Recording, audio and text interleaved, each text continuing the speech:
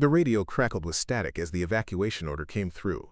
All personnel, immediate withdrawal from Sector 7, weather conditions deteriorating rapidly. But Lieutenant Commander Louisa Smith wasn't listening to the voices telling her to retreat. She was listening to something else entirely. The faint distress signal buried beneath the interference, a signal that everyone else had written off as equipment malfunction. As snow whipped across her face and visibility dropped to near zero, Louisa made a decision that would either save 17 lives or end her military career forever. Before we jump back in, tell us where you're tuning in from, and if this story touches you, make sure you're subscribed, because tomorrow, I've saved something extra special for you. The morning everything changed started like any other at the Cascade Mountain Search and Rescue Training Center in Colorado. Louisa Smith stood at attention in the briefing room, her dark brown hair pulled back in regulation style, her hazel eyes focused intently on Commander Vincent Hayes as he delivered the day's training scenarios. At 29, Louisa had spent 6 years climbing the ranks of the military's elite mountain rescue division, earning respect for her technical skills and unwavering dedication to saving lives. But respect, she had learned, was not the same as acceptance. Today's exercise simulates a multi-casualty avalanche scenario, Commander Hayes announced, his steel-gray eyes scanning the assembled officers. Weather conditions will be challenging, visibility limited. This is about making hard decisions under pressure. Decisions that separate true leaders from those who let emotion cloud their judgment. The pointed look he directed toward Louisa wasn't lost on anyone in the room. Several officers shifted uncomfortably, while others, particularly Captain Marcus Rodriguez and Captain Jennifer Walsh, exchanged knowing glances. The tension in the room was thick enough to cut with a knife. Louisa maintained her composure, though her jaw tightened almost imperceptibly. She'd heard variations of this critique countless times over the past 2 years, ever since the incident at Mount Sterling that had branded her as emotionally unstable in the eyes of her superiors. The fact that her emotional instability had saved 3 lives seemed to matter less than the fact that she'd disobeyed direct orders to achieve it. "Smith," Hayes continued, his voice carrying the authority of someone accustomed to absolute obedience, "you'll be leading Team Charlie. Try to remember that command decisions should be based on tactical analysis, not feelings." The dismissive tone sparked murmurs throughout the room. Some officers looked uncomfortable with their commander's obvious bias, while others nodded in agreement. Louisa had faced this divided support before, those who had witnessed her capabilities firsthand versus those who had only heard the official reports. "Understood, sir," Louisa replied crisply, refusing to give Hayes the emotional reaction he seemed to be baiting for. As the briefing concluded and officers began filing out to prepare for the exercise, Louisa felt a gentle touch on her shoulder. She turned to find Sergeant Major Elena Rodriguez, a seasoned rescue specialist whose weathered face told stories of countless mountain operations. "Don't let him get under your skin, Smith," Elena said quietly, her voice carrying the wisdom of someone who had fought similar battles. "Some people mistake compassion for weakness because they've never learned the difference." Elena Rodriguez had been Louisa's unofficial mentor since her arrival at Cascade Mountain. The 45-year-old Sergeant Major had seen 3 decades of military service, including tours in Afghanistan where her mountain warfare expertise had saved countless lives. Unlike many of the male-dominated command structure, Elena recognized that Louisa's ability to connect with victims, to understand their fear and respond with both technical skill and human empathy, was a strength, not a liability. "It's not about getting under my skin," Louisa replied, checking her equipment with practiced efficiency. "It's about the pattern. Every evaluation, every exercise, they're looking for reasons to confirm what they've already decided about me." The incident at Mount Sterling had occurred 14 months earlier during what should have been a routine training exercise. A sudden weather shift had trapped a civilian climbing party on an exposed ridge, and standard protocol called for waiting until conditions improved before attempting a rescue. But Louisa had recognized something in the distress calls, a panic that suggested one of the climbers was going into hypothermic shock.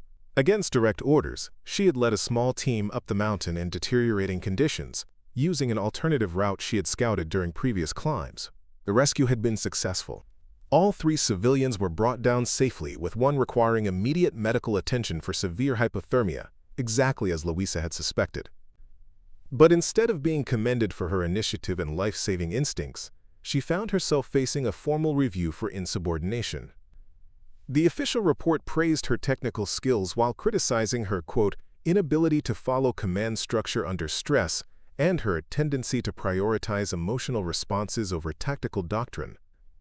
The review had been led by Commander Hayes, who had recently transferred to Cascade Mountain from a desk job in Washington. Hayes had built his career on strict adherence to protocol and had little patience for what he viewed as undisciplined behavior, regardless of outcomes. His assessment had effectively stalled Luisa's career progression and cast doubt on her suitability for command positions. "You know what your problem is, Smith?" The voice belonged to Captain Marcus Rodriguez, Elena's nephew, who had approached while Luisa was checking her gear. Despite sharing a surname with her mentor, Marcus had inherited none of Elena's wisdom or empathy. At 32, he was Hayes' protege, a by-the-book officer who viewed regulations as sacred text. "I'm sure you're going to tell me," Luisa replied without looking up from her equipment check. "You think rules don't apply to you?" Marcus continued, his tone carrying the confidence of someone who had never faced real consequences for his words. "You think because you can read people and make them feel better, that makes you leadership material. But leadership isn't about feelings. It's about making hard decisions that subordinates might not like." Luisa finally looked up, meeting his gaze directly. "And what hard decisions have you made lately, Rodriguez? Besides deciding which regulation to quote when someone's life is on the line." The challenge hung in the air between them. Marcus had never led a real rescue operation. His experience consisted entirely of training exercises and administrative duties. Yet his adherence to protocol and his ability to articulate military doctrine in textbook language had earned him Hayes' favor and rapid promotion. "Enough," Elena interjected, stepping between them. "Save the testosterone for the mountain, both of you." But the exchange had attracted attention from other officers, including Captain Jennifer Walsh, whose ambitious nature had led her to align herself firmly with Hayes' faction. Walsh was a competent officer, but one who had learned that advancement often came from avoiding risks rather than taking them. "Rodriguez has a point," Walsh said, her voice carrying the careful neutrality of someone positioning herself politically. "Military structure exists for a reason. When we start making exceptions based on gut feelings, we undermine the entire system. And when we stop making exceptions to save lives, what's the point of the system?" Luisa shot back, her frustration finally beginning to show. "There it is," Marcus said with satisfaction. "The emotion. That's exactly what Hayes is talking about. You can't separate your personal feelings from tactical decisions."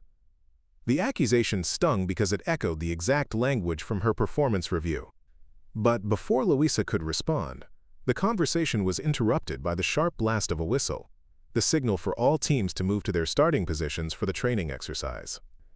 As the officers dispersed, Elena lingered beside Luisa. "Don't let them bait you into proving their point," she advised. "You know what you're capable of. Today, show them." The training exercise was designed to test decision-making under extreme pressure. Teams would be dropped at different points around a simulated avalanche zone, with actors playing injured civilians scattered throughout the area. Weather conditions were genuinely challenging. A late spring storm had moved in overnight, bringing heavy snow and wind gusts that would test even experienced mountain rescuers. Team Charlie consisted of Luisa, 2 junior officers, and Specialist Tommy Chen, a medic whose technical skills rivaled those of seasoned paramedics. Chen had requested to work with Luisa specifically, having heard about her unconventional but effective approach to rescue operations.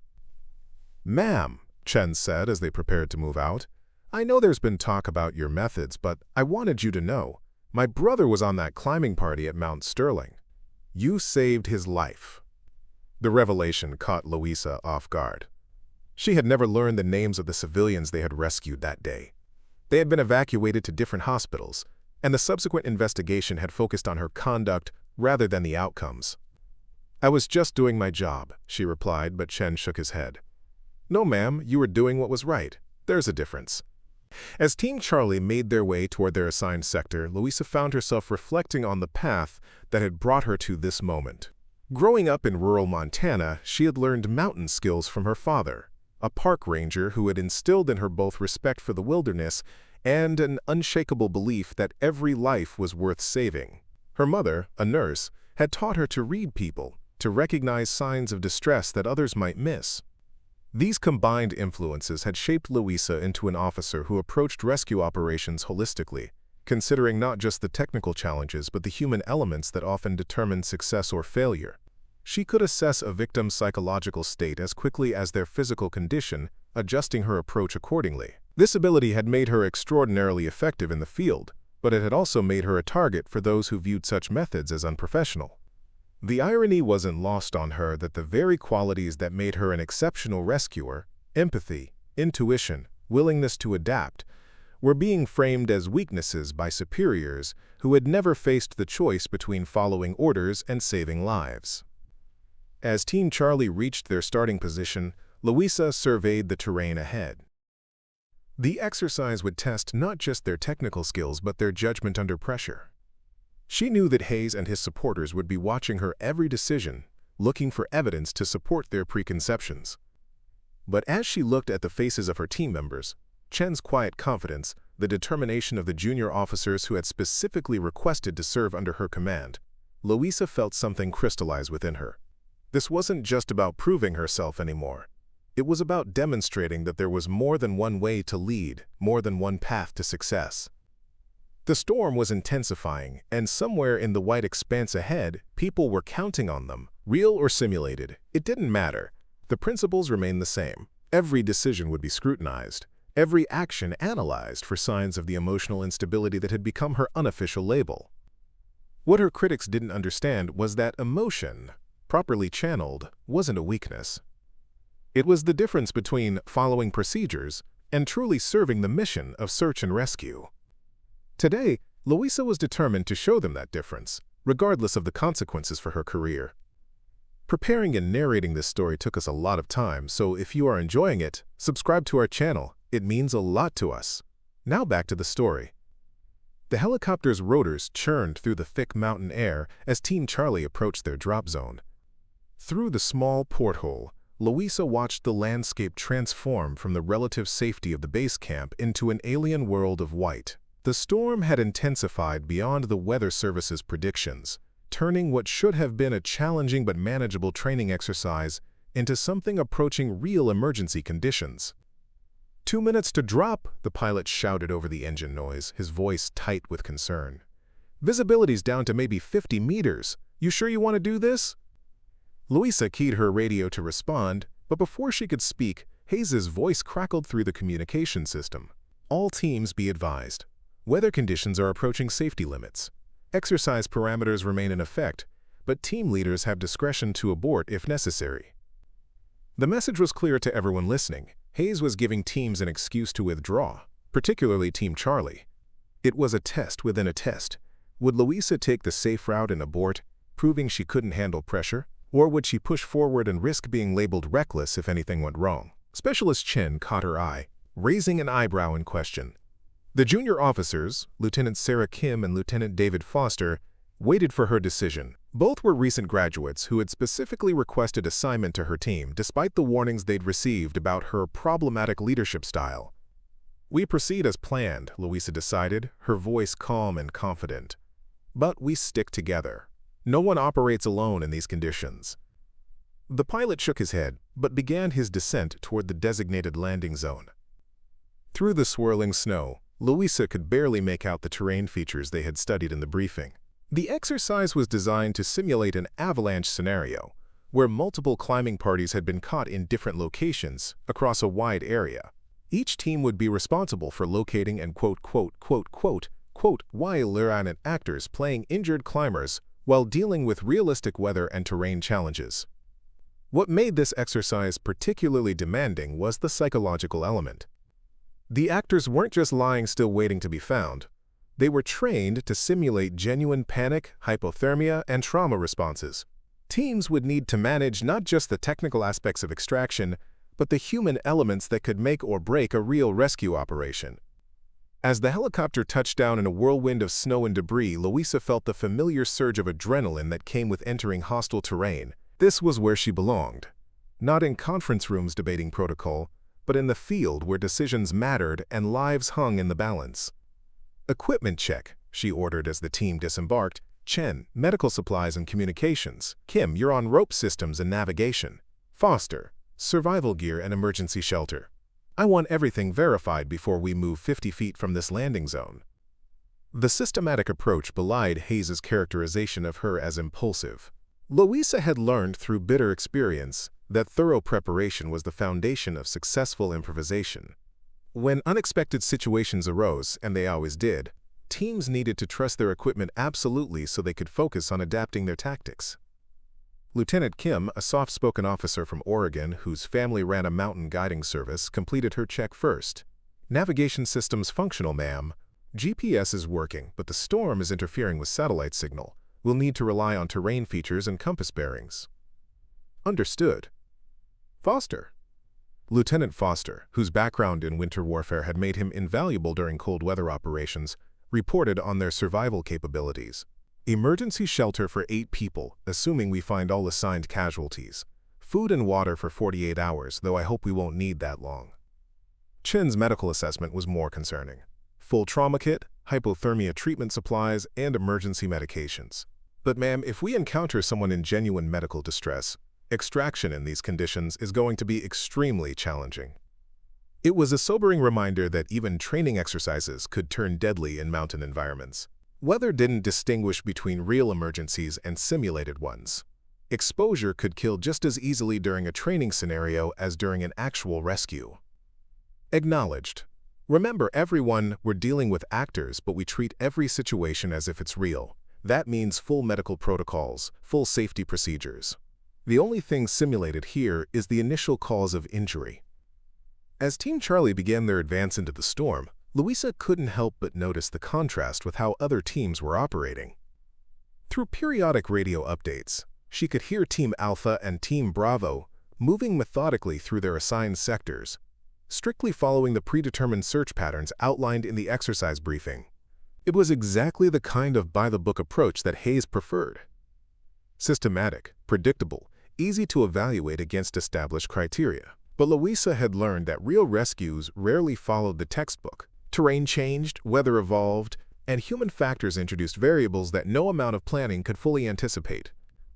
20 minutes into their search, Kim raised her hand and pointed toward a distant outcropping barely visible through the swirling snow. "Movement, ma'am. Bearing 045, approximately 200 meters." Louisa raised her binoculars, struggling to focus through the storm.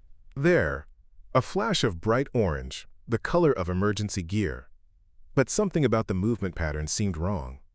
Instead of the deliberate waving of someone trying to signal rescuers, this looked erratic, almost frantic. "Chen, what do you make of that movement pattern?" The medic studied the distant figure through his own binoculars.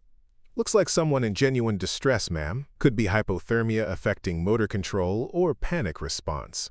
Either way, they need immediate attention." The standard protocol would be to radio their position to command and request guidance on approach vectors. Hayes would expect a formal situation report before any action was taken. But the figure in the distance was moving in a way that suggested they might not have time for extended radio consultations. "Foster, what's the safest approach route to that position?" The winter warfare specialist studied the terrain carefully. "Direct route crosses 2 potential avalanche slopes. Safer to circle around to the east, but that adds maybe 30 minutes to our approach time." 30 minutes that could mean the difference between finding a training actor in mild discomfort and finding someone in genuine medical crisis. The storm was intensifying, and temperature was dropping rapidly. Even with proper equipment, exposure could become life-threatening quickly. "Kim, raise command. Give them our position and intended approach vector. Tell them we're investigating possible medical emergency." But when Kim attempted to radio their situation, only static came through. The storm was interfering with communications more severely than anticipated. They were effectively on their own until they could reach higher ground or the weather cleared. "Ma'am," Chen said quietly, "if that person is in real distress and we take the long route." He didn't need to finish the sentence. They all understood the implications, but Louisa also understood that if she chose the direct route and triggered an avalanche, she would be responsible for not just her own team's safety, but for validating every criticism that had been leveled against her judgment. This was exactly the kind of situation where her critics claimed emotion clouded her decision-making. They would say she was responding to the appearance of distress rather than following established safety protocols. They would argue that a properly disciplined commander would prioritize team safety over potential casualties. But as Louisa watched the distant figure continue its erratic movement, she realized this wasn't about emotion at all. It was about reading the situation holistically, understanding that sometimes the greatest risk was not in action, but in inaction. We take the direct route, she decided, but we go slow, test every step. Kim, you're on point with avalanche probe. Foster, you follow at 15-meter intervals. Ready to arrest if anything gives way. Chen, you stay with me. If we hit unstable snow, we abort immediately and circle around.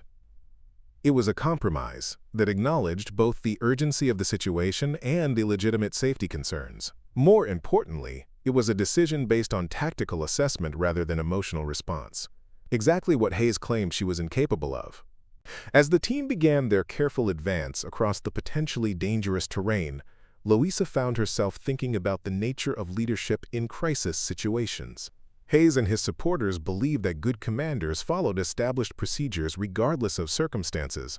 But every real rescue operation she had participated in had required some degree of adaptation, some willingness to balance competing risks. The question wasn't whether to take risks. In mountain rescue, everything involved risk. The question was how to take calculated risks in service of the mission while maintaining team safety. It was a balancing act that required not just technical knowledge but intuition, experience, and, yes, the ability to read human situations accurately. Halfway across the exposed slope, Kim's probe struck something unexpected. Ma'am, there's a void here. Looks like a hidden crevasse, maybe 6 feet deep. The discovery validated Louisa's decision to proceed carefully, but it also revealed why the standard approach route might have been inadequate. The terrain was more complex than the exercise briefing had indicated, with hidden hazards that weren't marked on their maps. Can we bridge it safely? Foster moved forward to assess the situation. Yes, ma'am, but it'll take some time to set up proper anchors. Time they might not have if the distant figure was in genuine distress, but rushing the technical aspects of the rescue would endanger everyone involved. It was another test of judgment, how to balance speed against safety when lives might hang in the balance. As her team worked methodically to establish a safe crossing point, Louisa kept her binoculars trained on their objective. The erratic movement had stopped. Either the person had found shelter or they had collapsed. Neither possibility was encouraging. Crossing point secured, Kim reported, ready to proceed. One by one, Team Charlie made their way across the hidden crevasse, each member testing the anchors before committing their full weight. It was textbook mountain rescue technique, executed flawlessly under challenging conditions. But Louisa knew that flawless technique wouldn't matter if they were too late to help their target. As they approached the rocky outcropping where they had seen the movement, Chen suddenly grabbed Louisa's arm. "Ma'am, listen!" Through the wind, barely audible, came the sound of someone crying for help. It wasn't the practiced call of a training actor. It was the raw, desperate plea of someone in genuine fear. The cries for help grew more desperate as Team Charlie crested the rocky outcropping. What they found shattered any assumption that this was still a training exercise. Huddled against the base of a granite cliff, partially buried by wind-blown snow, was a young woman in civilian clothing. Not the bright orange training gear they had expected, but the faded blue jacket and worn hiking boots of someone who had been caught unprepared by the storm's sudden intensification. "Please help me," the woman gasped, her lips blue with cold, her entire body shaking uncontrollably. "My friend, she fell. I tried to get help, but got lost in the storm." Chen immediately dropped to his knees beside her, his medical training taking over. "Ma'am, I'm Specialist Chen with Mountain Rescue. You're safe now. Can you tell me your name?" "Rebecca Martinez," she managed between chattering teeth. "My friend Jessica, she's hurt bad, maybe a mile from here." Louisa's mind raced as she processed the situation. This wasn't part of the exercise. This was a genuine emergency that had coincidentally intersected with their training scenario. 2 civilian hikers, caught off guard by the storm's rapid deterioration, with one injured and another suffering from exposure. "Foster, get the emergency shelter set up immediately," Louisa ordered. Kim, try to re-establish communications with base. Chen, full medical assessment. As her team sprang into action, Louisa knelt beside Rebecca, her voice calm and reassuring despite the chaos of thoughts in her head. Rebecca, I need you to focus on my voice. You're hypothermic, but we're going to warm you up and get you to safety. But first, I need to know about Jessica. Where exactly did she fall? Rebecca's account was fragmented, but terrifying. The two college friends had been on what was supposed to be a simple day hike when the weather turned. Seeking shelter, they had tried to find a cave system marked on their tourist map. But Jessica had slipped on ice-covered rocks and fallen approximately 20 feet into a narrow ravine.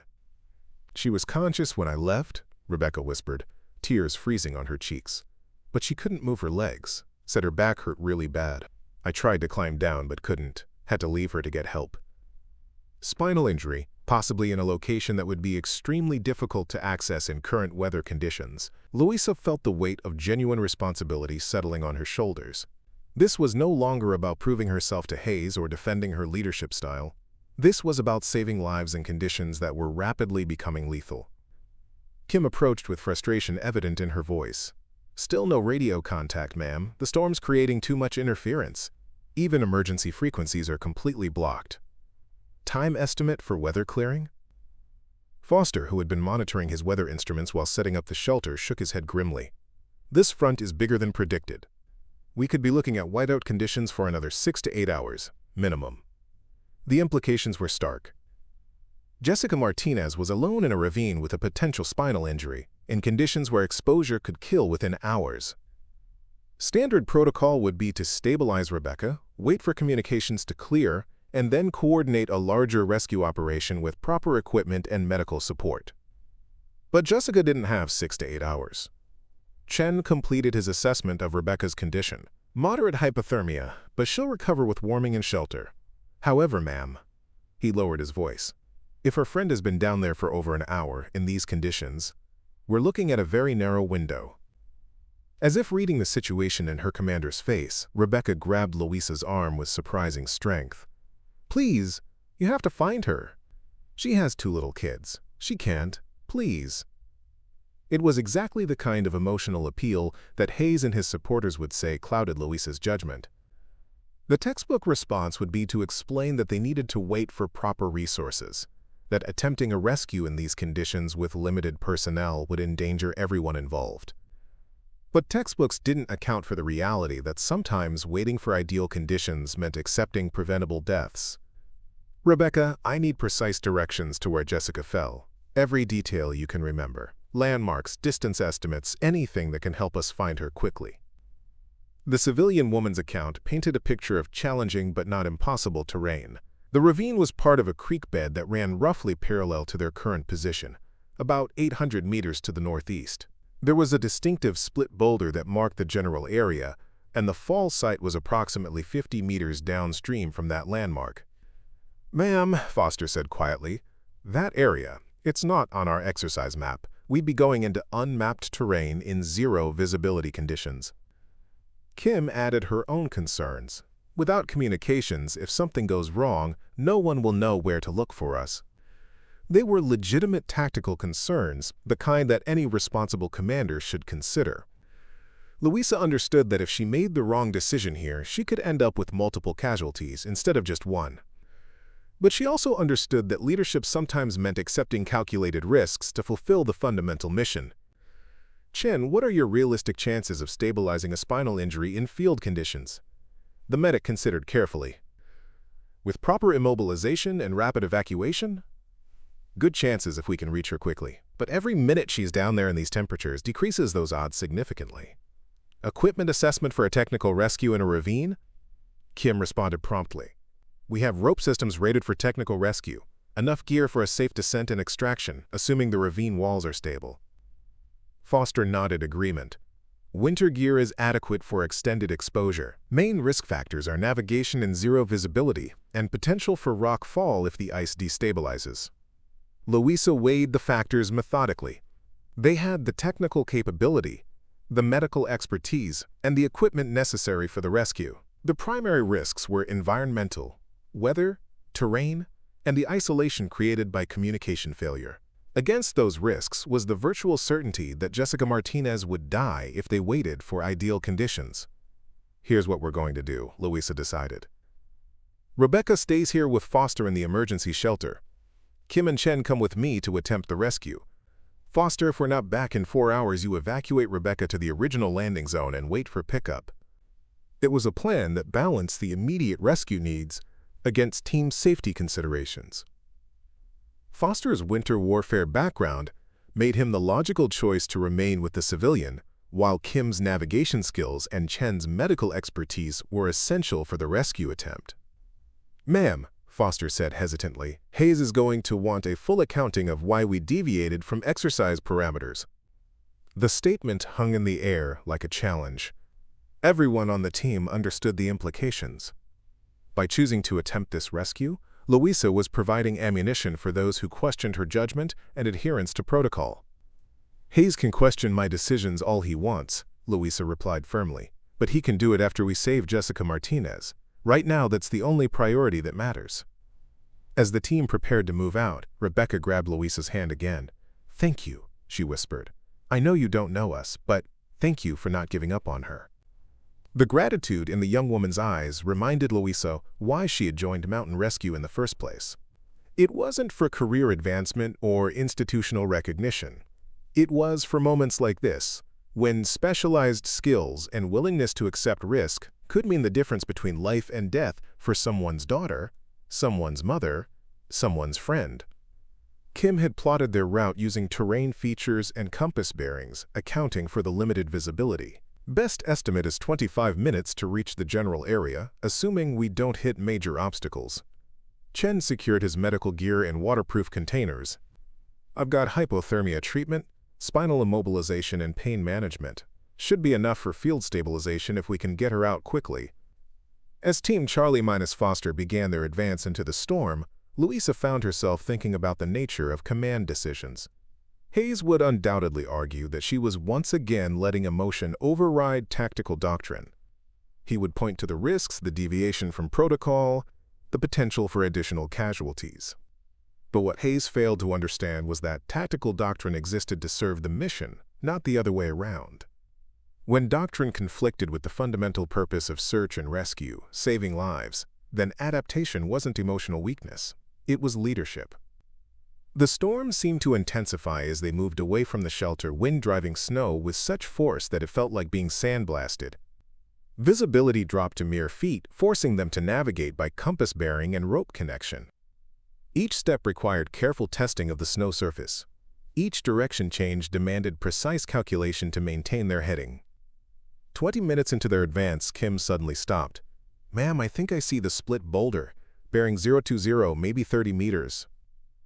Through the swirling white, Louisa could barely make out a dark shape that might have been the landmark Rebecca had described. But as they approached, the sound of rushing water became audible under the wind, the creek that would lead them to Jessica's location. "This is it," Louisa announced. "Chen, prepare for immediate medical intervention. Kim, set up anchor points for the descent. And everyone, watch each other's backs.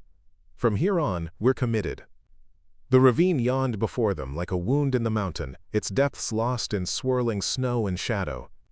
Kim secured the first anchor point to a massive granite outcropping, while Louisa peered over the edge, trying to spot any sign of Jessica Martinez in the chaos below. The sound of running water echoed upward, but visibility was so poor that she could barely see 15 feet down the rocky walls. "Jessica!" Louisa called into the void, her voice nearly lost in the wind. "Jessica Martinez, Mountain Rescue!" For a terrifying moment, there was no response except the whistle of wind through the rocks. Then, faint but unmistakable, came a weak voice from the depths. "Here, down here, please help." Chen immediately began assembling his medical pack for the descent. She's conscious, which is encouraging. But her voice sounds weak, could be shock, hypothermia, or blood loss. Louisa studied the ravine walls, assessing the technical challenges they faced. The rock was granite, solid enough for anchor points, but coated with a treacherous layer of ice that would make both descent and ascent extremely hazardous. The walls narrowed as they descended, creating a funnel effect that would make extraction with a spinal board nearly impossible through conventional means. Kim, what's your assessment of the rock quality? The navigation specialist had been studying the geological features with the eye of someone whose family business depended on accurate risk evaluation. Rock's solid, ma'am, but the ice coating is unstable. We'll need to clear anchor points manually, and even then thermal changes could shift the ice during the operation. It was exactly the kind of technical challenge that made mountain rescue one of the most demanding specialties in emergency services. Too many variables, too many ways for things to go catastrophically wrong. But Jessica's increasingly weak responses from below eliminated the option of waiting for better conditions. Here's the plan, Louisa decided. I descend first with initial medical supplies. Chen follows with the full trauma kit and spinal immobilization equipment. Kim maintains anchor points and communications from the surface. Chen frowned at the assignment. Ma'am, respectfully, I should be first down. I'm the medic. And I'm the team leader, Louisa replied firmly. If the descent route is unsafe, I'm not sending anyone else down until we know what we're dealing with. Besides, I've got enough medical training to assess her condition and determine what equipment we need. It was a compromise between safety protocol and practical necessity. Louisa's medical knowledge, while not as extensive as Chen's, was sufficient for initial assessment. More importantly, her rock climbing experience made her the logical choice for testing the descent route under dangerous conditions. Kim completed the anchor system setup with practiced efficiency. Double anchor configuration with backup belay, rated for dynamic loads up to 1,500 pounds. But ma'am, she hesitated, then continued. If you get into trouble down there, extraction options are limited. The walls narrow significantly about 30 feet down. The warning was soberly realistic. If something went wrong during the descent, if Louisa were injured or trapped, Chen and Kim would face an impossible choice between attempting a rescue that could endanger everyone or abandoning their team leader to save themselves and the civilian. Understood. But that's why we test it first rather than sending the whole team down blind. Louisa checked her gear one final time. Climbing harness, emergency medical supplies, communication radio, headlamp, and backup lighting. The radio was useless for external communications, but it would allow her to maintain contact with Kim and Chen during the operation. As she prepared to rappel into the ravine, Louisa found herself thinking about the conversation she would eventually have with Commander Hayes. He would demand to know why she had abandoned the training exercise to pursue an unauthorized rescue mission. He would question every decision, every deviation from standard protocol. But looking down into the abyss where Jessica Martinez lay injured and alone, Louisa realized that Hayes' eventual criticism seemed irrelevant compared to the immediate moral imperative. Some decisions couldn't be justified through regulation manuals. They could only be justified through results. Beginning descent, she radioed to her team. Maintain anchor integrity and monitor for any changes in ice conditions. The first 30 feet of the descent went smoothly, with solid anchor points and manageable ice coverage. But as Kim had warned, the walls began to narrow significantly, creating a chimney effect that would make extraction with an immobilized patient extremely challenging. Worse, the ice became thicker and more unstable, requiring Louisa to clear handholds manually as she descended. 40 feet down, her headlamp finally illuminated Jessica Martinez. The sight was both better and worse than Louisa had feared. Jessica was conscious and alert, which suggested that her head injury was minimal. But she was lying in an unnatural position at the bottom of the ravine, partially submerged in the ice-cold creek water, with her legs twisted at angles that strongly suggested spinal damage. Jessica, I'm Lieutenant Commander Smith with Mountain Rescue, Louisa called as she completed her descent. Your friend Rebecca sent us to find you. How are you feeling? Cold. So cold. Jessica's voice was weak but coherent. My back. Can't feel my legs. Been trying to stay awake, but it's hard. Classic signs of spinal injury combined with advancing hypothermia. Louisa immediately began her medical assessment while radioing her findings to Chen above. Patient is conscious and responsive but showing signs of spinal injury and moderate hypothermia. She's partially submerged in running water, which is accelerating heat loss. Chen's voice crackled through the radio with urgency. How long has she been in the water? Louisa checked Jessica's condition more thoroughly. Her core temperature was dangerously low, and her responses were becoming increasingly sluggish. Too long. We need to get her warm and immobilized immediately. But therein lay the technical nightmare that made this rescue so challenging. Jessica needed to be removed from the water and warmed, but any movement could worsen a potential spinal injury. Standard protocol called for careful immobilization before transport, but the hypothermia was advancing too rapidly to allow for time-consuming procedures. "Jessica, I need you to listen to me very carefully," Louisa said, kneeling beside the injured woman. "We're going to get you out of here, but I need you to tell me exactly what you can and can't feel." The assessment revealed partial sensation in Jessica's upper body but complete numbness below her waist. Combined with the mechanism of injury, a fall onto rocks, it strongly suggested serious spinal trauma. Moving her incorrectly could cause permanent paralysis or death. But leaving her in the frigid water would certainly cause death from hypothermia within the next hour. "Chen, I need the full spinal immobilization kit down here immediately," Louisa radioed. "And thermal blankets. Her core temperature is dropping fast." "On my way down," came Chen's immediate response. The medic's descent took longer than Louisa's, slowed by the additional equipment and the need to navigate the increasingly treacherous ice conditions. But when he finally reached the bottom of the ravine, his presence brought both expertise and additional options for treatment. "Temperature?" he asked immediately, pulling out a digital thermometer. 94 degrees and falling," Louisa reported after checking. "She's been in and out of consciousness for the past few minutes." Chen's expression grew grim. "We're approaching critical hypothermia levels. Standard spinal immobilization procedures could take 20 to 30 minutes in these conditions.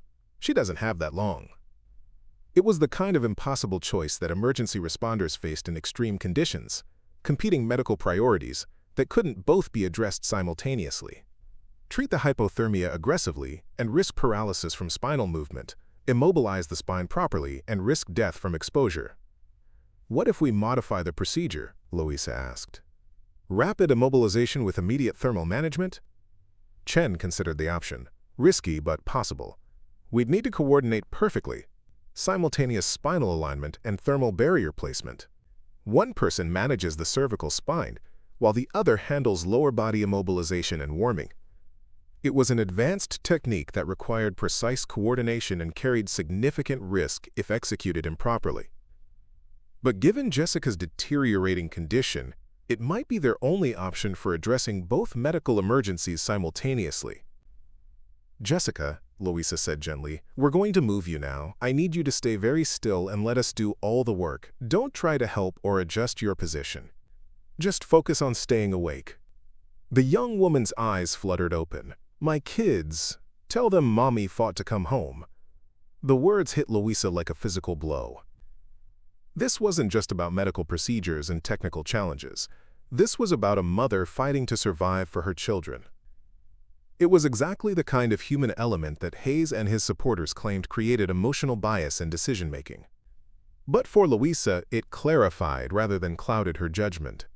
Every technical skill, every risk assessment, every tactical decision now had a clear purpose: getting Jessica Martinez home to her children. "You're going to tell them yourself," Louisa replied with quiet conviction. "Chen, let's begin the extraction." The extraction began with surgical precision despite the chaotic conditions. Chen positioned himself at Jessica's head, his hands carefully stabilizing her cervical spine, while Louisa worked to slide thermal barriers beneath her body without disturbing spinal alignment. Every movement had to be deliberate, coordinated through whispered communication that could barely be heard over the rushing water and howling wind above. "On my count, we lift and slide the board simultaneously," Chen instructed, his voice steady despite the pressure. 3, 2, 1, lift. The maneuver required perfect synchronization. Too fast, and they could cause catastrophic spinal damage. Too slow, and Jessica's core temperature would continue dropping toward fatal levels. Louisa felt the weight of responsibility with every careful movement as they transferred the semi-conscious woman onto the spinal immobilization board. "Temperature check," Chen called as soon as Jessica was secured.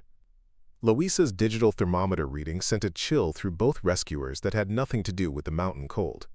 92.8 degrees. She's approaching severe hypothermia. Chen immediately activated chemical heat packs, placing them strategically around Jessica's core while being careful not to interfere with spinal immobilization. We need to get her out of this ravine immediately. Every minute down here could be the difference between recovery and permanent damage. But the extraction route that had been challenging for healthy rescuers with full mobility would be exponentially more difficult with an immobilized patient. The ravine walls narrowed to barely 3 feet wide in some sections, and the ice-covered rock surfaces provided treacherous footing for anyone attempting to manage a spinal board. Kim's voice crackled through the radio from above. "How's our patient?" "Critical but stable," Louisa responded. "We need extraction immediately." "What's your assessment of the hall system?" "I've rigged a mechanical advantage pulley system, but the narrowing walls are going to be problematic. The board might not fit through the tightest section."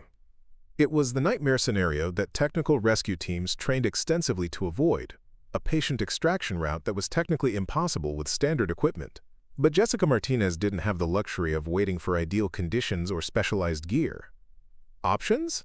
Louisa asked, though she was already formulating alternatives in her mind. Chen had been studying the ravine walls during their medical procedures. "There's a natural ledge system about 20 feet up the eastern wall. If we could get her to that level, the extraction angle becomes much more manageable." Louisa examined the route Chen indicated. It would require a complex series of rope maneuvers to lift Jessica vertically before transitioning to the angled extraction route. More risk, more technical complexity, but potentially their only option for getting her out alive. "Kim, can you see the ledge system from your position?" "Affirmative. It looks feasible, but I'll need to reset the entire anchor system. Give me 10 minutes. 10 minutes that Jessica might not have. Her responses were becoming increasingly sluggish, and despite the thermal barriers, her core temperature continued dropping. Chen had started intravenous fluid replacement with warmed saline, but field treatment could only slow the progression of hypothermia, not reverse it. "Jessica, stay with me," Louisa said firmly, gripping the young woman's hand. "Tell me about your kids. What are their names?" The question was partly medical, keeping Jessica conscious and responsive, but also personal. Louisa had learned that connecting with patients on a human level often provided motivation that pure medical intervention couldn't achieve.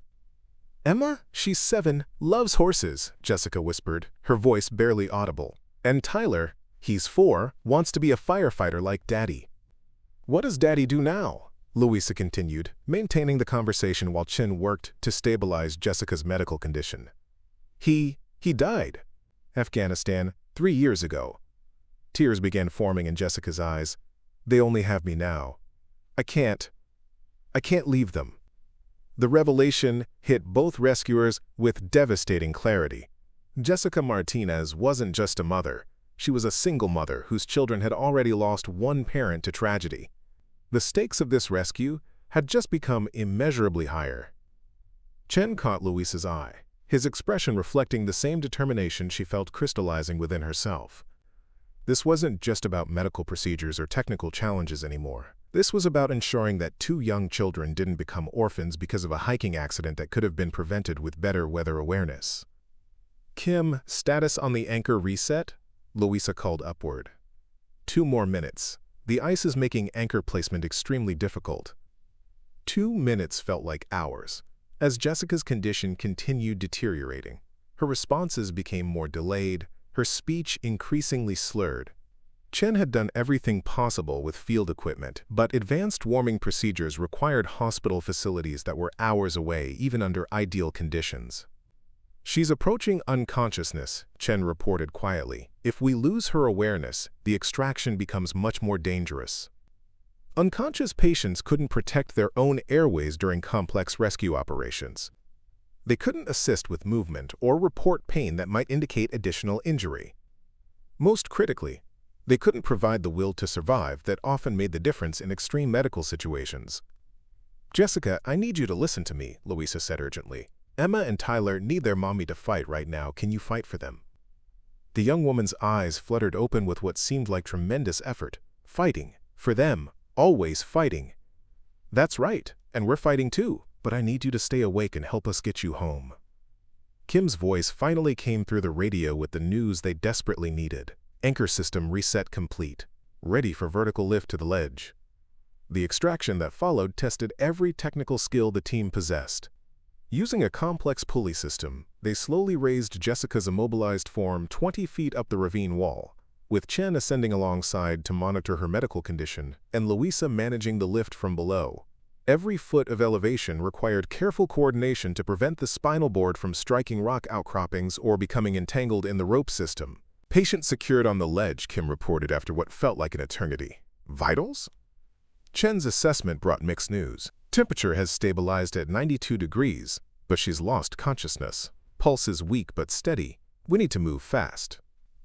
The transition from vertical lift to angled extraction required complete reconfiguration of their rope systems. Kim worked with practiced efficiency, but each minute of setup was another minute of exposure for Jessica. The storm above had not abated. If anything, conditions seemed to be worsening. "System ready for final extraction," Kim announced. "But there's something you need to know. I've been monitoring emergency frequencies, and there's chatter about a missing rescue team. I think they're talking about us." The implications were immediate and concerning. Hayes had undoubtedly discovered that Team Charlie had deviated from their assigned exercise parameters.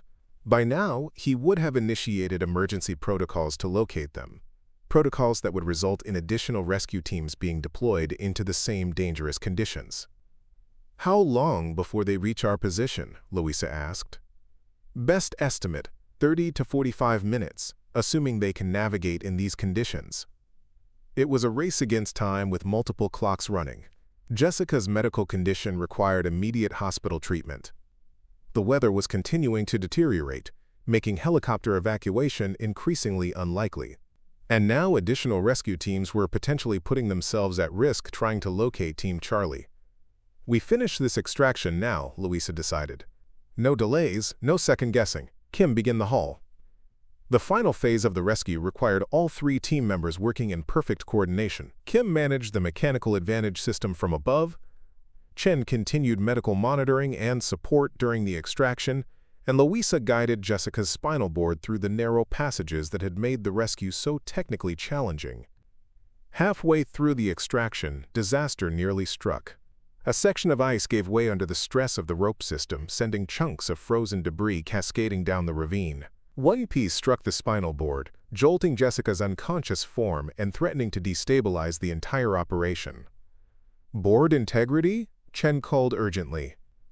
Louisa examined the immobilization system carefully. "Secure, but we can't take another impact like that." "Then we don't stop," Kim responded from above. "Continuous haul to the surface." The next 10 minutes tested every aspect of their training and determination. The mechanical advantage system allowed them to lift Jessica steadily upward, but the narrowing ravine walls required constant micro-adjustments to prevent the spinal board from jamming. Chen maintained his position alongside the patient, monitoring her vital signs and protecting her airway while suspended on the rock face.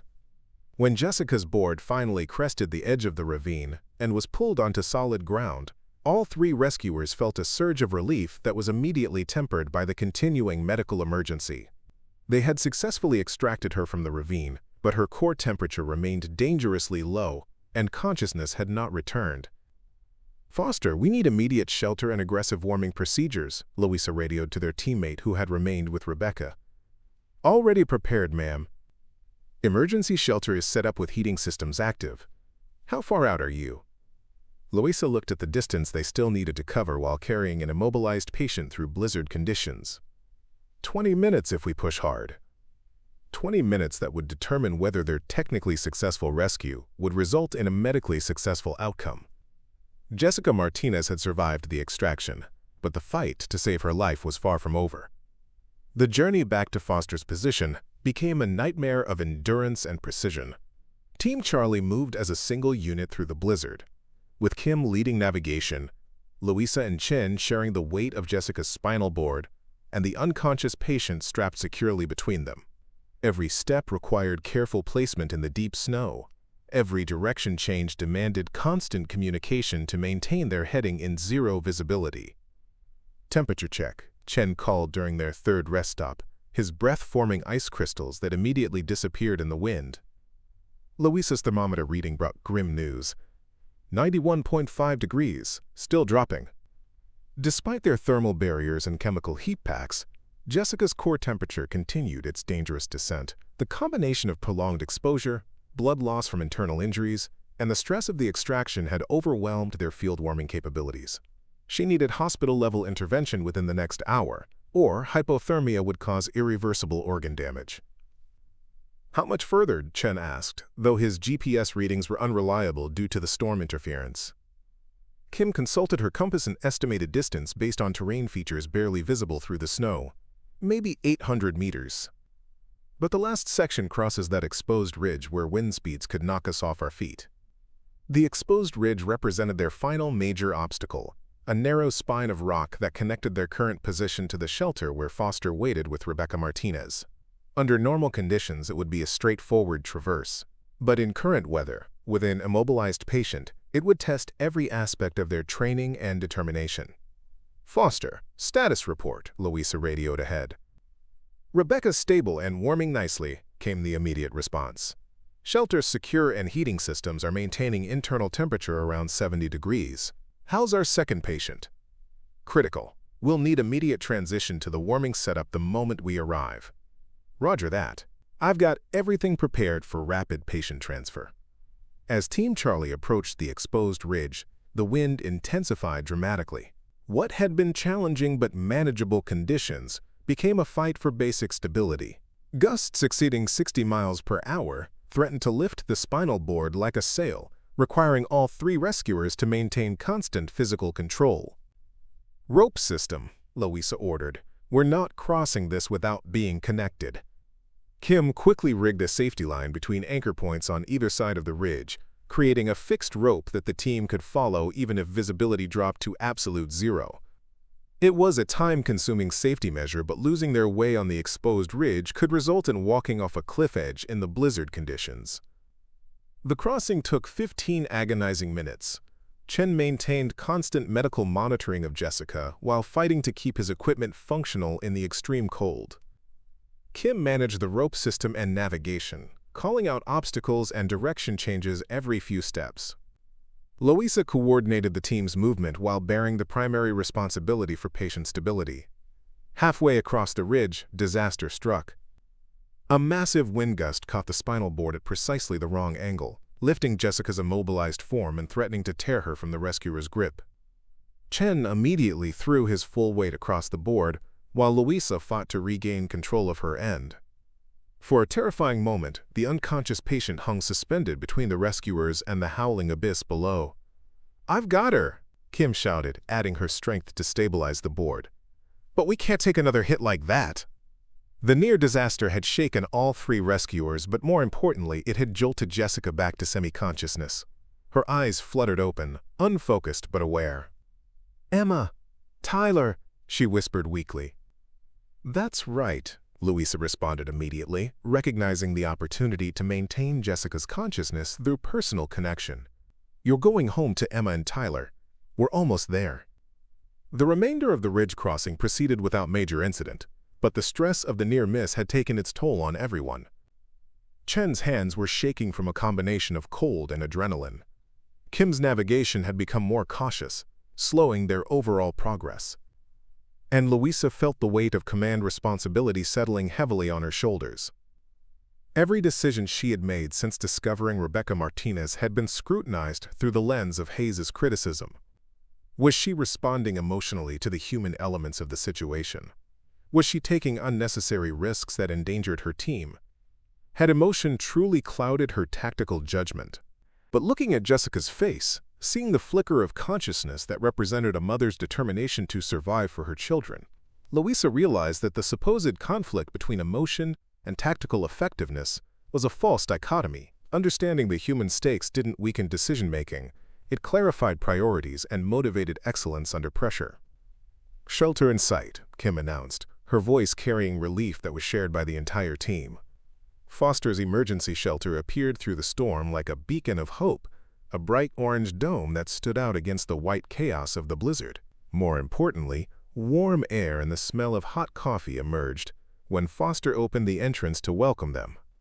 "Transfer patient immediately," Foster called, having prepared a warming station inside the shelter, "Rebecca, we need you to move to the far side to make room." The patient transfer required careful coordination in the confined space of the emergency shelter. Jessica's spinal board barely fit through the entrance, and positioning her next to the heating elements without compromising spinal immobilization challenged everyone's technical skills.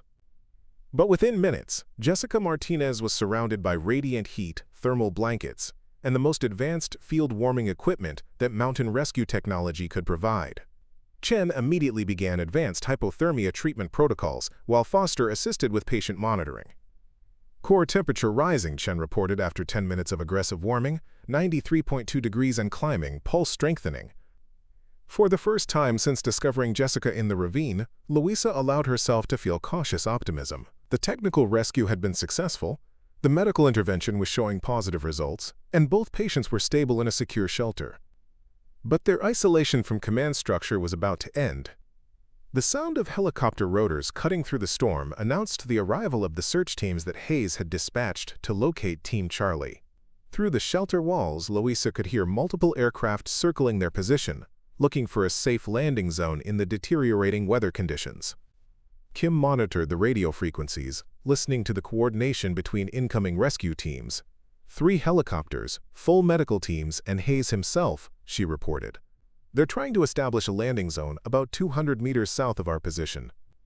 The approaching confrontation with Hayes was inevitable, but Louisa realized that her perspective on that confrontation had fundamentally changed during the course of the rescue. She was no longer concerned about defending her leadership style or proving her emotional stability to superiors who questioned her methods.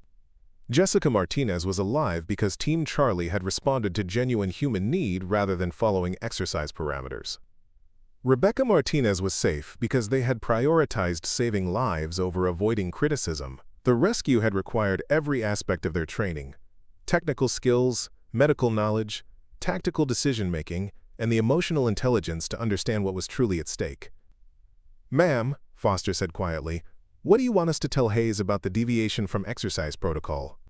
Louisa looked around the shelter at her team members. Chen, monitoring Jessica's improving vital signs, Kim maintaining communications with the incoming rescue teams, Foster providing support for both patients and rescuers. They had performed magnificently under conditions that would have challenged the most experienced mountain rescue professionals. "We tell him the truth," Louisa replied. "We found people who needed help, and we helped them. Everything else is just paperwork." Chen looked up from his patient care with a slight smile. "Jessica's core temperature is now 95 degrees and rising. All neurological responses are improving. I think she's going to make a full recovery." Rebecca Martinez, who had been quietly observing the medical care from her corner of the shelter, began crying tears of relief. "Thank you," she whispered. "Thank you all for not giving up on her." The sound of boots approaching through the snow announced Hayes' arrival at their shelter, but for the first time in her military career, Louisa felt completely confident in her decisions and ready to defend them against any criticism. She had done exactly what she had been trained to do: save lives using every skill, every resource, and every ounce of determination at her disposal. If that made her too emotional for command in Hayes' opinion, then perhaps the problem wasn't with her leadership style. Perhaps the problem was with a command philosophy that prioritized procedures over people. The shelter entrance unzipped, and Commander Hayes stepped inside, his face grim with authority and disapproval. But before he could speak, Jessica Martinez opened her eyes and looked directly at him. "Are you here to help too?" she asked weakly, her voice carrying the gratitude of someone who had been pulled back from the edge of death. For a moment, Hayes' stern expression faltered as he processed the scene before him. 2 civilian casualties receiving expert medical care in a professionally established field hospital, surrounded by rescuers who had clearly performed at the highest levels of their training. The confrontation Louisa had been anticipating was about to begin, but she was ready for it. Hayes' steel-gray eyes swept the interior of the emergency shelter, taking in every detail with the calculating gaze of someone accustomed to finding fault. His attention moved from the sophisticated medical setup surrounding Jessica Martinez to the warming station where Rebecca continued her recovery, then to the technical rescue equipment that testified to the complexity of the operation Team Charlie had just completed. "Lieutenant Commander Smith," he said finally, his voice carrying the formal tone that preceded official reprimands, "you were ordered to conduct a training exercise in Sector 7. Instead, I find you here, 2 kilometers outside your assigned area, having abandoned your mission parameters entirely. The accusation hung in the warm air of the shelter, like a challenge. Kim, Chen, and Foster maintained their positions attending to the patients, but Louisa could sense their tension as they waited for her response. "Sir, we encountered civilians in genuine distress," Louisa replied calmly. Rebecca Martinez was suffering from moderate hypothermia, and her friend Jessica was trapped in a ravine with spinal injuries and critical hypothermia. Immediate action was required to prevent loss of life. Hayes' expression didn't soften. "And did it occur to you to radio for proper resources? To coordinate with command before launching an unauthorized rescue operation that put your entire team at risk?" Chen looked up from his patient monitoring, unable to remain silent. "Sir, radio communications were completely blocked by the storm. We had no contact with base for over 3 hours."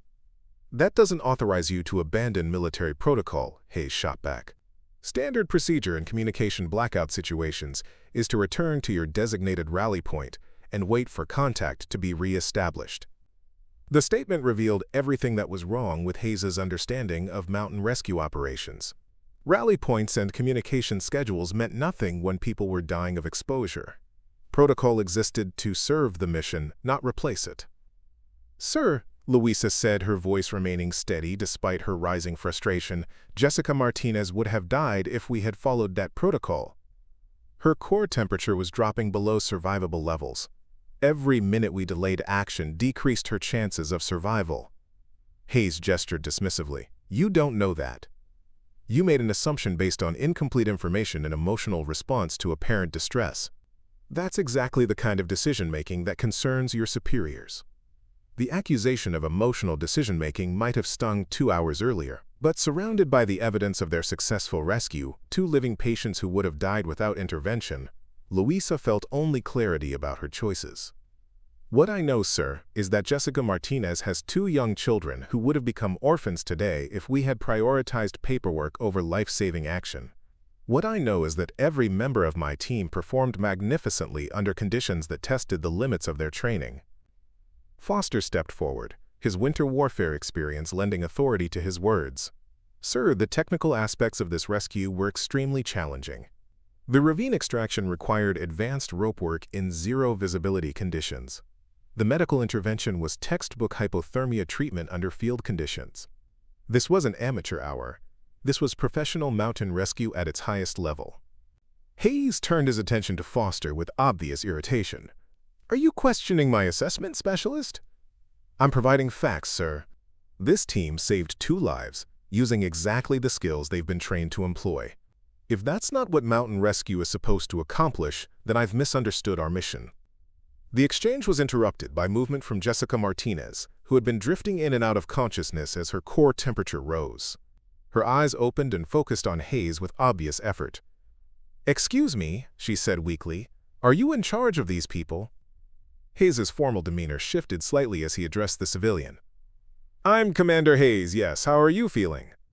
"Like I almost died," Jessica replied with a wan smile. "But your people? Lieutenant Commander Smith and her team? They saved my life. I was trapped in that ravine for hours, and I thought I was going to die there. My kids would have lost both parents." She paused, gathering strength to continue. "I don't understand military things, but I know courage when I see it.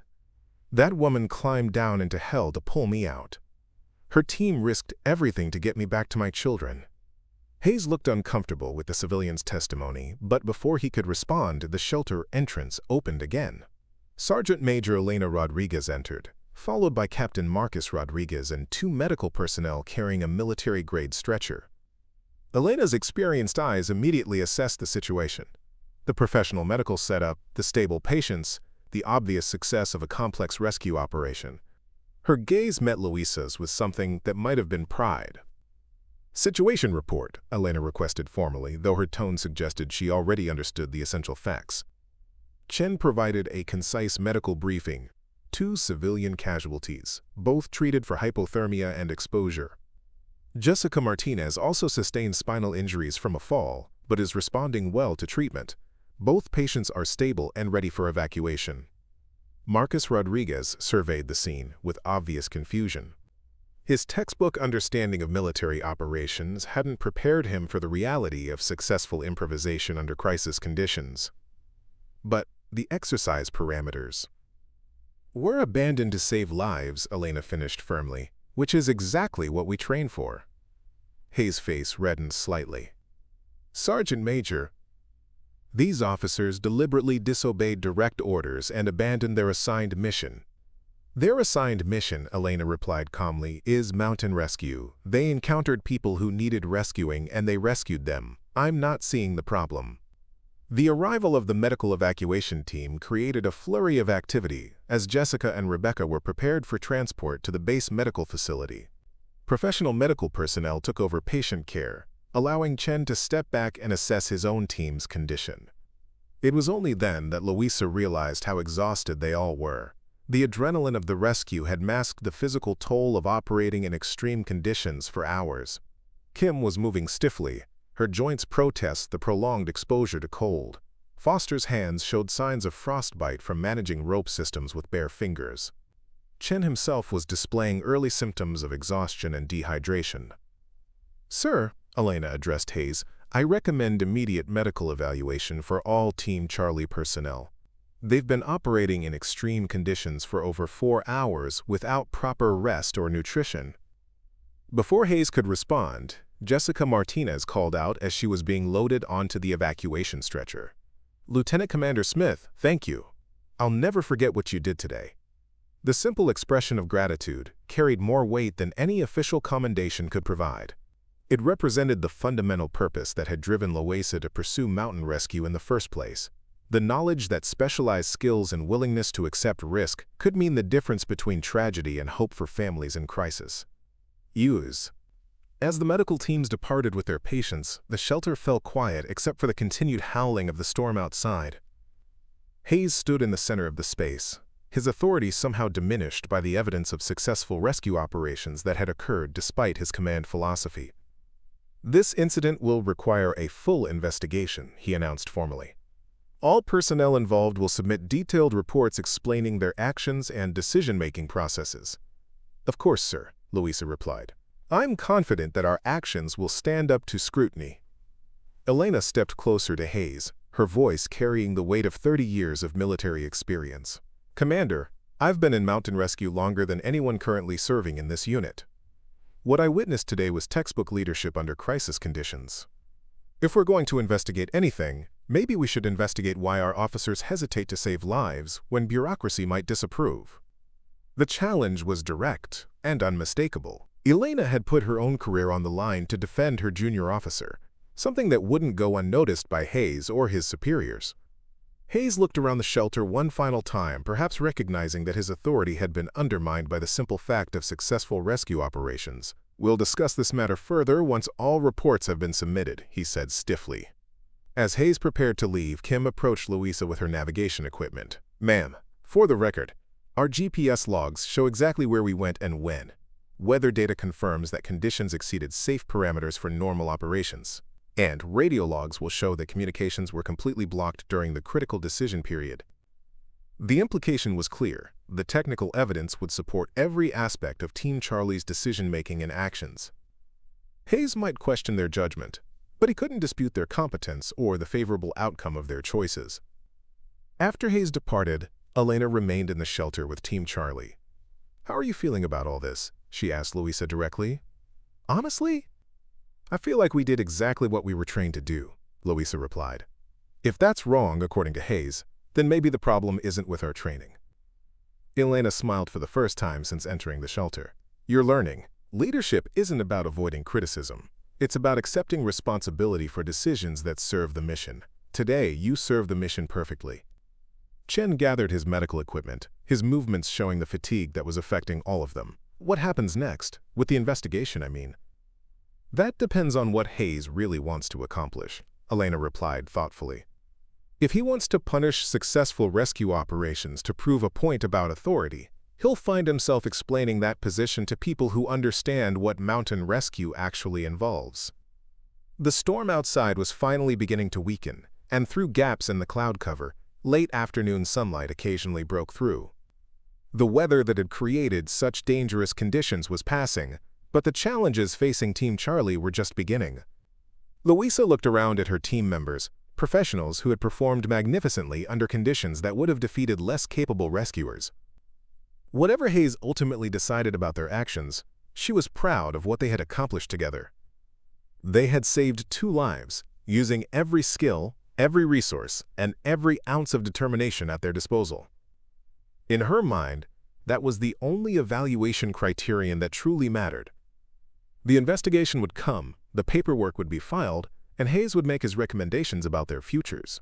But nothing could change the fundamental fact that Jessica Martinez would go home to her children, because Team Charlie had chosen human need over institutional convenience. For Louisa, that was enough. 3 weeks later, Louisa sat in the sterile conference room at Mountain Division headquarters, watching snow fall gently outside the windows that overlooked the same peaks where Team Charlie had conducted their controversial rescue. The formal investigation had concluded, witness statements had been collected, and technical reports had been filed. Today, she would learn whether her military career would survive her decision to prioritize lives over protocol. The conference table was occupied by a panel that would determine her professional future.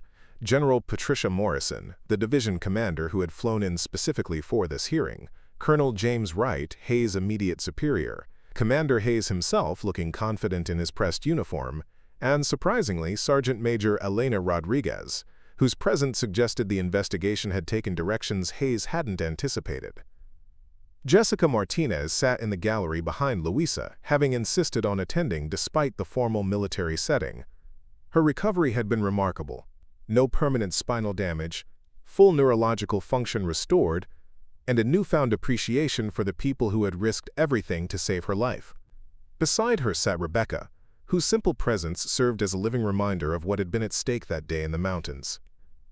General Morrison called the hearing to order with the crisp authority of someone who had commanded respect for over 2 decades. This investigation concerns the actions of Lieutenant Commander Louisa Smith and Team Charlie during the training exercise conducted on March 15th. Commander Hayes, present your findings. Hayes stood and activated a presentation screen displaying maps, timeline charts, and regulation excerpts with the precision of someone who had built his case methodically. General Morrison, the evidence clearly shows that Lieutenant Commander Smith willfully abandoned assigned mission parameters, ignored established communication protocols, and placed her team in unnecessary danger through reckless decision-making. The presentation continued for 20 minutes, dissecting every choice Team Charlie had made with the benefit of hindsight and the luxury of warm conference rooms. Hayes painted a picture of insubordination masked as heroism, arguing that successful outcomes didn't justify procedural violations. Military effectiveness depends on predictable adherence to established doctrine, Hayes concluded. When officers make independent decisions based on emotional responses rather than tactical analysis, they undermine the entire command structure. Lieutenant Commander Smith's pattern of behavior demonstrates unsuitability for leadership positions. The formal charges were serious: willful disobedience of orders, reckless endangerment of personnel, and failure to follow established communication protocols. Any one of them could end Louisa's career.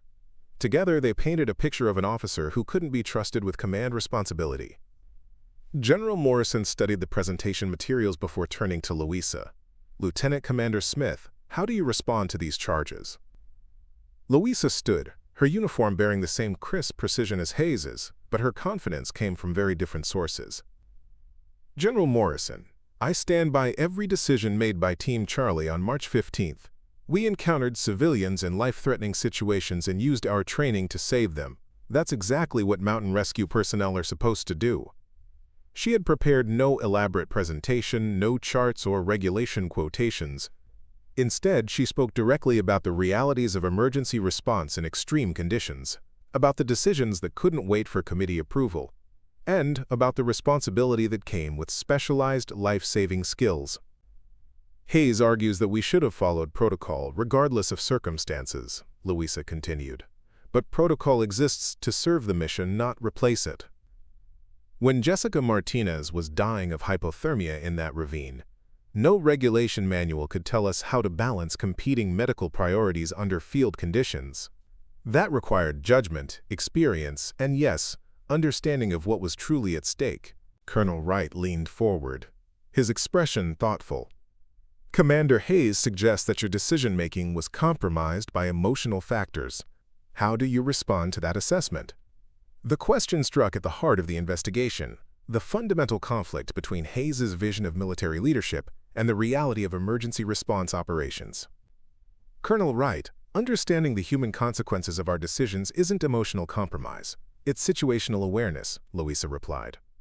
When I saw Jessica Martinez fighting to stay alive for her children, that didn't cloud my judgment. It clarified my priorities and motivated excellence under pressure. Elena Rodriguez had been sitting quietly throughout the proceedings, but now she requested permission to address the panel. General Morrison, I've served in mountain rescue for 30 years.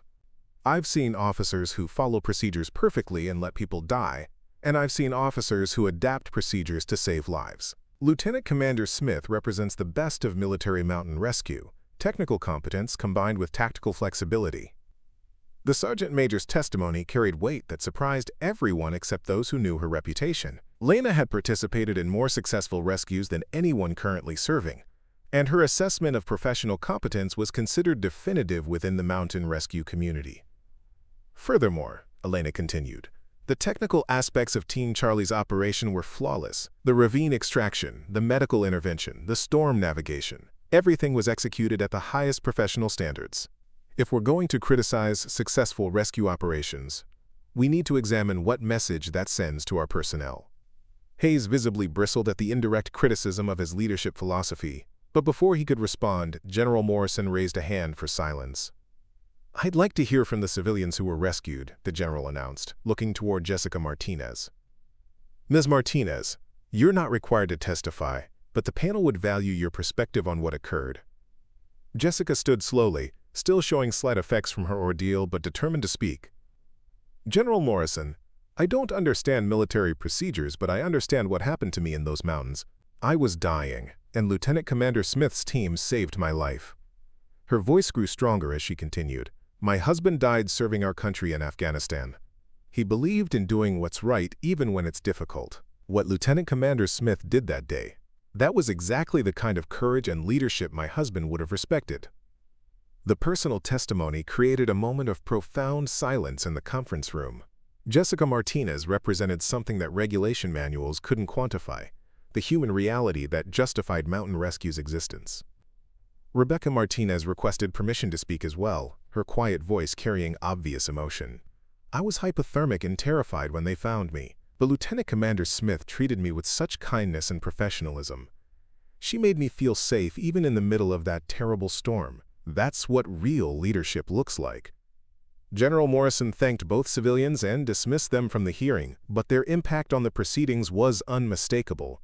The panel now had to weigh Hayes' procedural concerns against the testimony of people whose lives had been saved through the actions under investigation. Colonel Wright asked for technical reports from the other teams that had participated in the exercise. The contrast was revealing. While Team Charlie had been conducting a complex technical rescue under extreme conditions, Teams Alpha and Bravo had suspended operations due to weather and returned to base without completing their assigned scenarios. So to be clear, Colonel Wright said, Team Charlie was the only unit that maintained operational capability throughout the exercise period. Hayes looked uncomfortable with the direction of questioning. The other teams followed proper safety protocols when conditions exceeded acceptable parameters.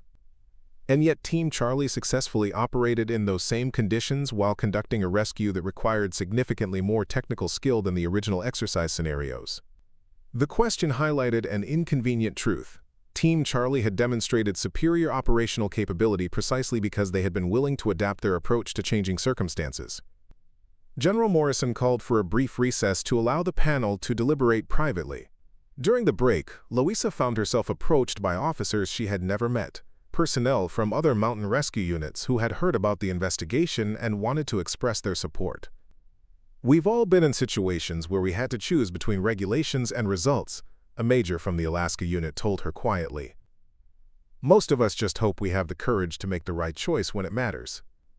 The implicit message was clear. Louisa's situation had become a defining moment for the entire mountain rescue community. The outcome would signal whether the military valued adaptability and mission focus or procedural compliance above all else. When the hearing reconvened, General Morrison's expression was unreadable. This investigation has raised fundamental questions about the nature of leadership in specialized rescue operations. After reviewing all evidence and testimony, the panel has reached its conclusions. The silence in the conference room was absolute, as everyone waited for the verdict that would determine not just Louisa's career, but the future direction of military mountain rescue doctrine. Lieutenant Commander Smith, the charges against you are dismissed, General Morrison announced. Your actions on March 15th exemplify the highest standards of military professionalism and dedication to the life-saving mission of mountain rescue.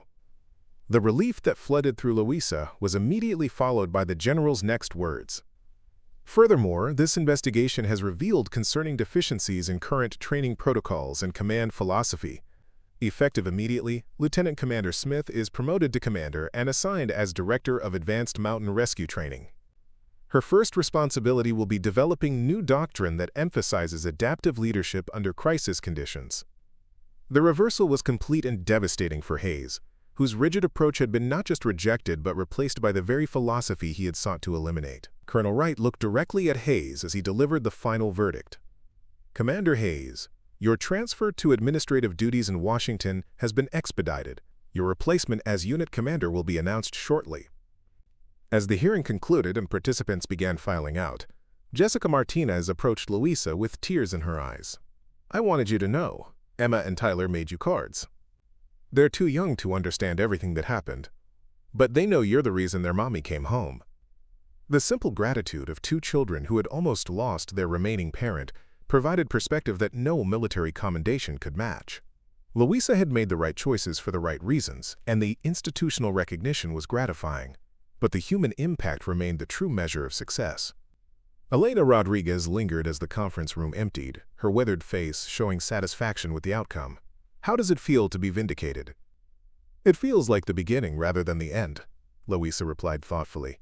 Now I have to prove that adaptive leadership can be taught and systematized without losing its essential humanity. The new assignment represented both opportunity and challenge. The chance to reshape military mountain rescue training around principles that had been tested under fire. But it also meant taking responsibility for developing the next generation of rescue leaders who would face similar impossible choices. Outside the conference room windows, the mountains stood eternal and unforgiving, indifferent to human institutions and bureaucratic procedures. They demanded excellence, adaptability, and the courage to make life-or-death decisions without the luxury of committee consensus. Louisa looked toward those peaks with renewed purpose. She had been called too emotional for command because she understood that saving lives required more than technical skills. It required the wisdom to balance competing priorities, the courage to accept calculated risks, and the empathy to understand what was truly at stake. Now she had the opportunity to ensure that future mountain rescue leaders would be trained not just in procedures and protocols, but in the art of adaptive leadership under impossible conditions. They would learn that emotion properly channeled wasn't weakness. It was the human element that transformed technical competence into genuine leadership. The mountains were waiting, indifferent and eternal, but the people who ventured into them would be better prepared, better led, and better served by officers who understood that sometimes the most important decisions couldn't be found in any regulation manual. Sometimes they could only be found in the courage to do what was right regardless of the consequences. The storm had passed, both literally and figuratively. Now the real work could begin. Up next, you've got two more standout stories right on your screen. If this one hits the mark, you won't want to pass these up. Just click and check them out. And don't forget to like, subscribe, and turn on the notification bell so you don't miss any upload from us.